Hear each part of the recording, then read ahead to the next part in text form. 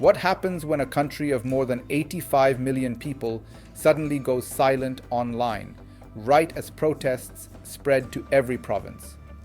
And why does an internet blackout in a single moment become a signal not just of domestic unrest, but of regional and global consequence?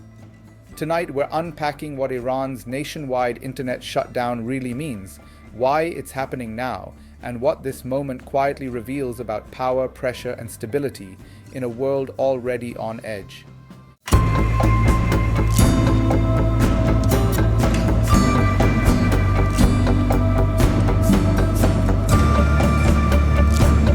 If this situation escalates, the consequences go far beyond street protests or digital censorship. A prolonged shutdown could deepen economic paralysis, harden political positions, and draw sharper international reactions. If it fails, if protests continue despite the blackout, it would expose limits to state control in the digital age. And if it succeeds in restoring order, it may reshape how governments worldwide view information control during moments of crisis. The stakes are not just Iranian, they're global. To understand why this matters, you have to step back. Iran's economy has been under sustained pressure for years, shaped by sanctions, inflation, currency depreciation, and structural constraints.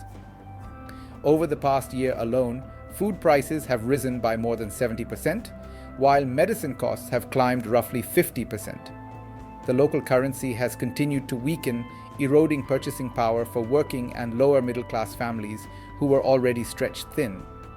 When a government ends a subsidized exchange rate for importers, as Tehran recently did, the immediate effect is felt not in policy papers, but at grocery stalls and pharmacies. That economic squeeze is the backdrop to the current protests, which began in late December and have now reached all 31 provinces. Unlike earlier movements that coalesced around a single figure or moment, this wave is decentralized. It lacks a clear leader, a central slogan, or a unifying demand beyond economic relief and dignity. That decentralization makes it harder to negotiate with and harder to suppress. The internet blackout enters here as both a tactical and symbolic move. According to online monitoring groups, connectivity dropped sharply nationwide after a series of targeted restrictions failed to contain information flow. In practical terms, shutting down the internet disrupts coordination, limits the spread of protest footage, and slows the pace at which events inside the country shape narratives abroad. Symbolically, it signals that authorities view information itself as a strategic domain. Security forces have responded with a mix of restraint and force. By various tallies from rights groups and media reports, at least several dozen people have been killed since the protests began, including members of the security services. Hundreds more have been wounded and more than 2,000 arrested. Hospitals have become contested spaces, with allegations that injured protesters were detained while seeking treatment. At the same time, the government has issued mixed signals, some officials urging calm and dialogue, others warning that disorder would not be tolerated. This dual messaging reflects internal tension rather than simple contradiction. Iran's political system balances elected institutions with unelected centers of power, and responses to unrest often reveal that balance in motion. The leadership is weighing legitimacy, deterrence, and international optics simultaneously. Externally, pressure is building. The United Nations has called for restraint and respect for peaceful assembly. European officials have criticized excessive use of force. The United States has issued warnings, framing the situation in moral and strategic terms while amplifying protest imagery online. Tehran, in turn, has framed foreign commentary as interference, warning that external threats could trigger defensive responses. This is where the story widens beyond Iran's borders. What if the protests persist despite the blackout? In that scenario, Iran would face a dilemma shared by many governments: how to restore economic confidence without appearing to yield under pressure. Prolonged unrest could disrupt energy production, shipping insurance rates, and regional investment sentiment. For South Asia, that matters because countries like India rely on stable energy flows from the Gulf, even as they navigate sanctions regimes. Any perception of instability in Iran reverberates through fuel markets and freight costs. Now consider a second scenario. What if the blackout and security response succeed in suppressing protests quickly? That outcome would likely stabilize the short-term situation, but at a longer-term cost. Economic grievances would remain unresolved, trust would be further eroded, and the precedent of nationwide digital shutdowns would harden. Other governments, particularly in the Middle East and parts of Asia, would take note, viewing internet control as a viable crisis tool rather than a last resort.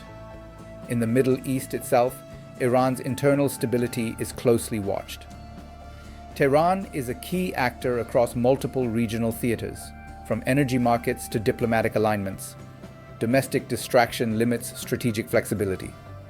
Conversely, restored internal control allows the state to refocus outward, recalibrating its posture amid ongoing tensions with rivals and cautious engagement with partners like China and Russia, who prioritize stability and non-interference. Globally, this moment intersects with a broader shift. The digital domain is no longer just economic or social, it's strategic. Internet shutdowns have risen worldwide over the past decade, often during elections or unrest. Iran's blackout fits into that pattern, reinforcing a trend where information sovereignty becomes as contested as territorial sovereignty.